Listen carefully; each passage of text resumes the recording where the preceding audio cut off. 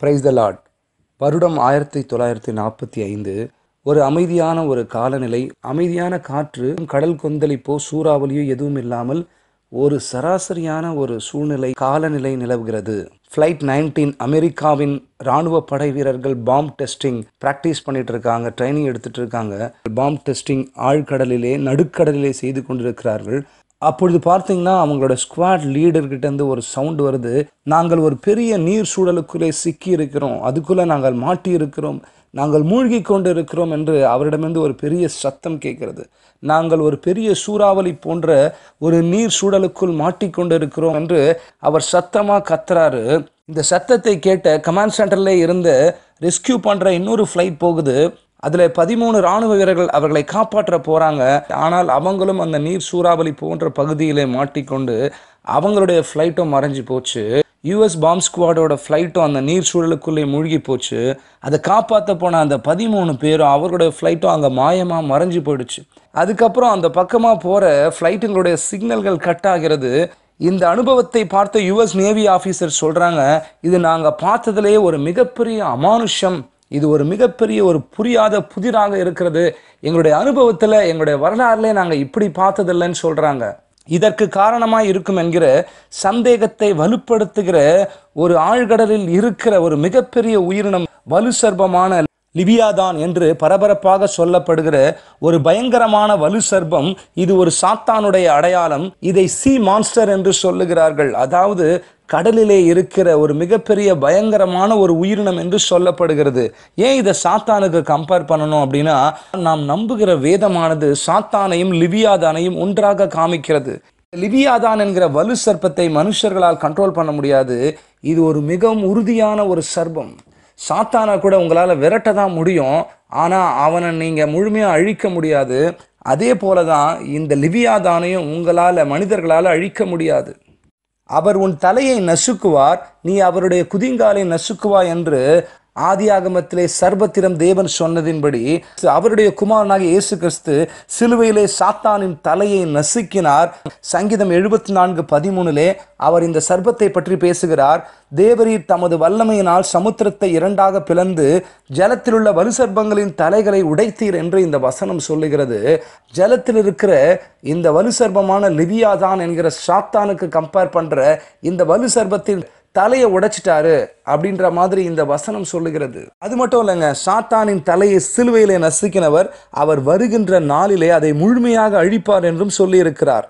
இதை பார்க்கணும் அப்படின்னா ஏசாயா 27:1 அக்காலத்திலே கர்த்தர் லிவியாதான் என்னும் நீண்ட பாம்பை, லிவியாதான் என்னும் கோணலான சர்ப்பத்தையே கடிதும் பெரிதுமான பலத்ததுமான தமது பட்டயத்தினால் தண்டிப்பார், சமுத்திரத்தில் இருக்கிற வலு சர்ப்பத்தை கொன்று போடுவார். அது மட்டுமல்ல, வெளிப்படுத்துதல் 12:9 சொல்லப்பட்டிருக்கிறது, உலகம் அனைத்தையும் மோசம் போக்குகிற பிசாசு என்றும் சாத்தான் என்றும் சொல்லப்பட்ட பழைய பாம்பாகிய பெரிய வலு சர்ப்பம் தள்ளப்பட்டது, அது பூமியிலே விழ தள்ளப்பட்டது, அதனோடே கூட அதை சேர்ந்த தூதரும் தள்ளப்பட்டார்களே. சாத்தானை எப்படி ஆதியிலே தேவன் பூமியில விழ தள்ளினாரோ, சாத்தானையும் சாத்தானை சேர்ந்த தூதர்களையும் தள்ளினாரோ, அதே போல அவர் கடைசி நாளிலும் இதை செய்வார். தேவனால் மட்டும்தாங்க சாத்தானை அழிக்க முடியும், லிவியாதானையும் அழிக்க முடியும். சாத்தான் என்கிற ஒளியின் தூதனும் தேவனால் உண்டாக்கப்பட்டதுதான், லிவியாதான் என்கிற வலு சர்ப்பமும் அவரால் உண்டாக்கப்பட்டதுதான்.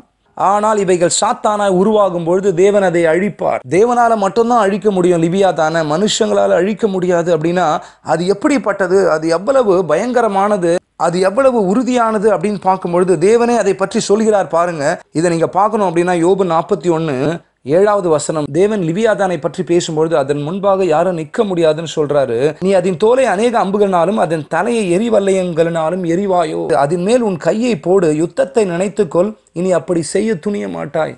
உன்னால் அது எதுவுமே செய்ய முடியாது.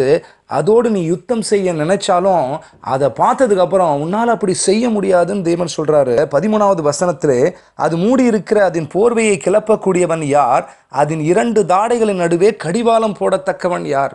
வலு சர்ப்பம் போன்ற அந்த உயிரினத்திற்கு ஒரு மிகப்பெரிய தாடை இருக்கும், அதற்கு கடிவாளம் போட முடியாத மாதிரி அது அவ்வளோ பயங்கரமானதாக இருக்கும். அதன் முகத்தின் கதவை திறக்கக்கூடியவன் யார், சுற்றிலும் இருக்கிற அதன் பற்கள் பயங்கரமானவைகள்.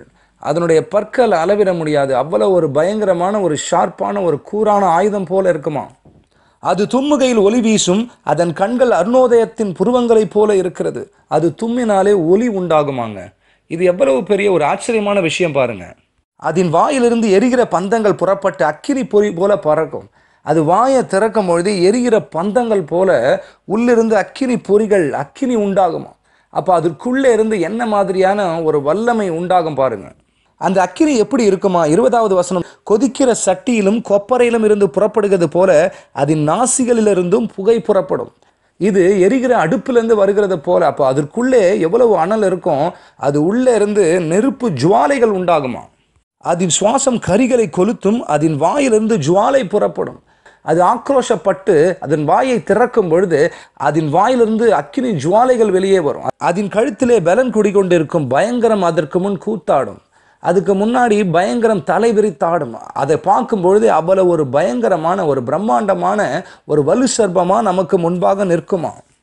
அதனுடைய ஸ்ட்ரெங்த்தை பற்றி சொல்லும்பொழுது அது நெஞ்சு கல்லை போல இருக்குமாங்க, இயந்திரத்தின் அடிக்கல்லை போல கெட்டியா இருக்குமா. அதனுடைய நெஞ்சை நீங்கள் எந்த அம்பை கொண்டோ எந்த வாளை கொண்டோ எதுவும் செய்ய முடியாது. அது அவ்வளவு ஸ்ட்ராங்காக இருக்குமா. எவ்வளவு பலசாலிகள் சேர்ந்தாலும் அதுக்கு முன்பாக பயப்படுவாங்களாம். 25வது வசனம் சொல்லுகிறது, அது எழும்பும்போது பலசாலிகள் அஞ்சி பயத்தினால் மயங்கி திகைப்பார்களாம். யாராவது தாக்கணும்னு நினைச்சாலே அவர்களுடைய ஆயுதம் அவர்களுக்கு துணை நிற்காதான். அதை தாக்குகிறவனுடைய பட்டயம், ஈட்டி, வல்லையம், கவசம் ஒன்றும் அதற்கு முன்பாக நிற்காது. அப்போ தேவன் எவ்வளவு பெரிய ஒரு மாஸ் கிரியேச்சராக அதை உருவாக்கியிருக்காரு பாருங்க.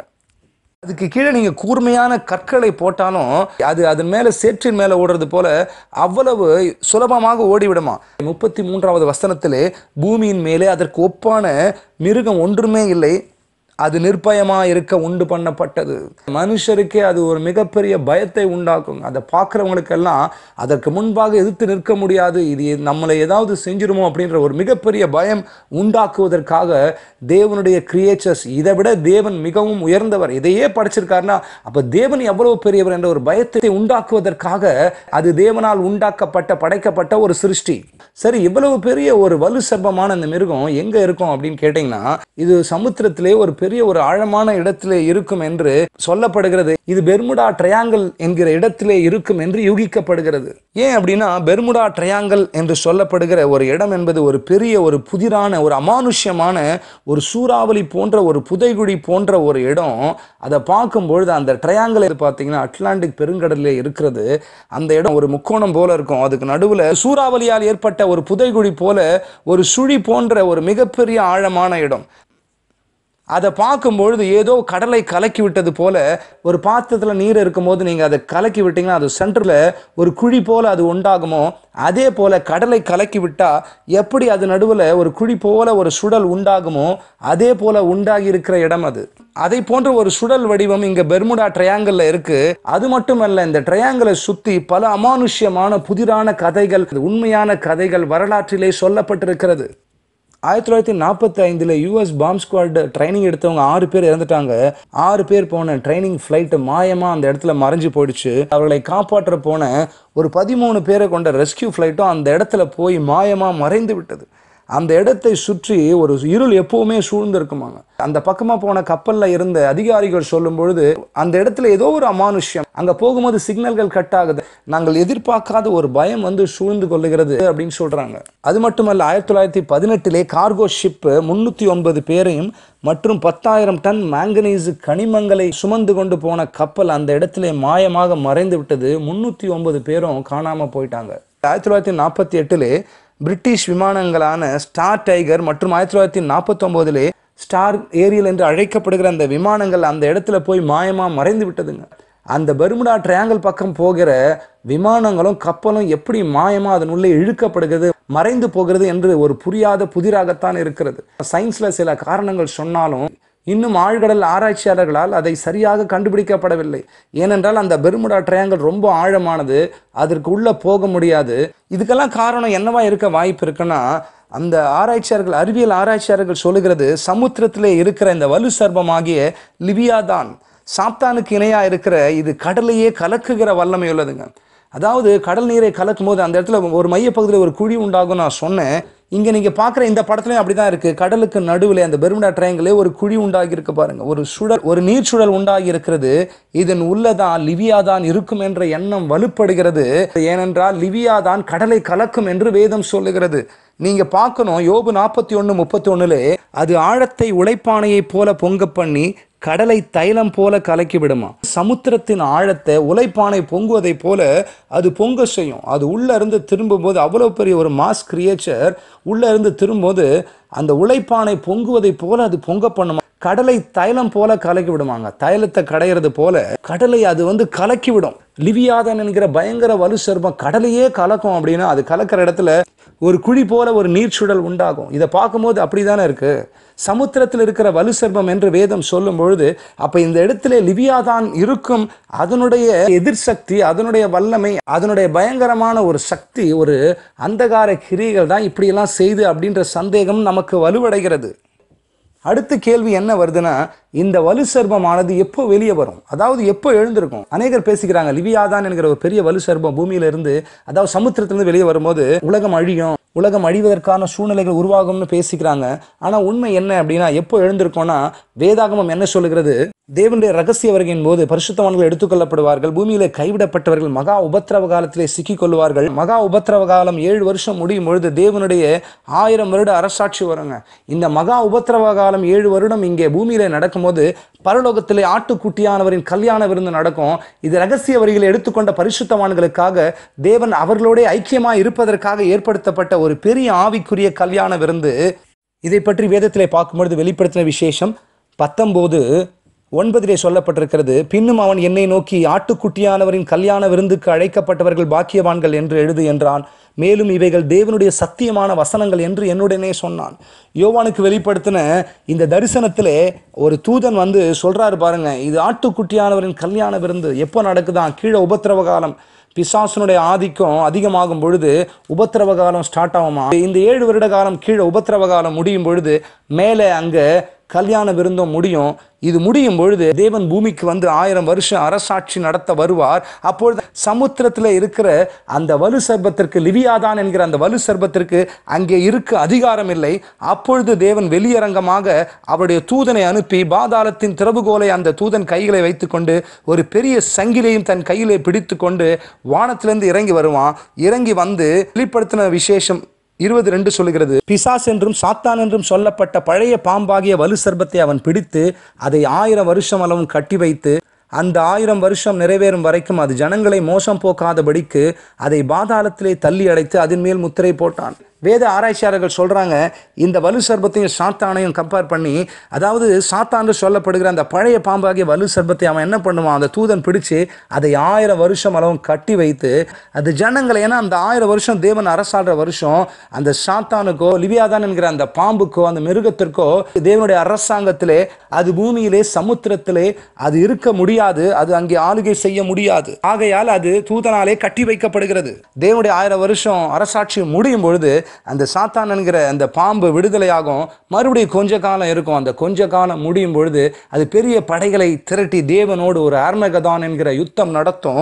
அந்த யுத்தத்தின் முடிவிலே அந்த சாத்தானை தேவன் வெற்றி கொள்ளுவார். அவனையும் அவனை சேர்ந்த தூதர்களையும் தேவன் அழித்து அக்கினியும் கந்தகமும் எரிகிற நரகத்திலே, நிரந்தரமான நரகத்திலே அந்த பழைய பாம்பாகிய சாத்தானை எடுத்து அவர் அக்கினி கடலிலே போடுவார். அந்த வலு சர்ப்பத்தை நித்திய அக்கினியிலே தூக்கி போடுவார். இது வெளிப்படுத்தல் 20:10 சொல்லப்பட்டிருக்கிறது.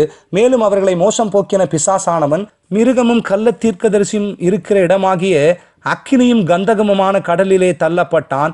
அவர்கள் இரவும் பகலும் சதாகாரங்களிலும் வாதிக்கப்படுவார்கள். நரகம் என்பது இந்த பிசாசுக்கும் அவனுடைய தூதர்களுக்கும் உண்டாக்கப்பட்ட இடங்க. அது மனுஷர்களுக்கானதல்ல. ஆனா தேவனுடைய சிருஷ்டிகளான மனுஷர்களை அவன் வஞ்சித்து அங்கே கொண்டு போனான்னு நினைக்கிறான். கடைசி நாளில் தேவன் அந்த வலு சர்ப்பத்தோடு வெற்றி பெற்று அவனை பட்டய கருக்கினாலே வீழ்த்தி அந்த அக்கினியும் கந்தகமான இடத்திலே அவனை அங்கே போட்டு நித்திய காலமாய் வாதிப்பார். இதுதான் பிசாசை பற்றியும் அந்த லிவியாதான் என்கிற வலு சர்ப்பத்தை பற்றியே சொல்லப்பட்டிருக்கிற வேத வாக்கியங்கள். இந்த காரியங்கள்லாம் நடக்கும்போது தேவன் வரும்பொழுது அவருடைய 1000 வருஷம் அரசாட்சியில நம்ம இடம் பெறணும். தேவ ராஜ்யத்திலே நமக்கு ஒரு இடம் கிடைக்கணும். பிசாசு இல்லாத, வலு சர்ப்பம் பூமியிலே இல்லாத ஒரு நிரந்தரமான ஒரு மகிழ்ச்சியான வாழ்க்கையை நம்ம வாழணும். தேவனோடு ஒரு நித்திய காலமா நித்திய ஜீவனை பெற்று அழுகையும் புலம்பலும் மரணமும் துக்கமும் துன்பம் இல்லாத ஒரு நித்திய வாழ்க்கை உங்கள் குடும்பத்தாரோடு வாழ்வதற்காக இன்றைக்கே தேவன் வருவதற்கு ஆயத்தப்படுங்கள். ஆண்டவராக இயேசு கிறிஸ்துவை ஏற்றுக்கொள்ளுங்கள். தேவன் எந்த வலு சர்ப்பமோ, எந்த பிசாசனுடைய கிரியையோ, எந்த சாத்தானுடைய மோசம் போக்கும் எந்த கிரியைகளிலும் உங்களை மீட்டு ரட்சிப்பார். ஆண்டவராக இயேசு கிறிஸ்து உங்கள் அனைவரையும் ஆசீர்வதிப்பாராக. ஆமென்.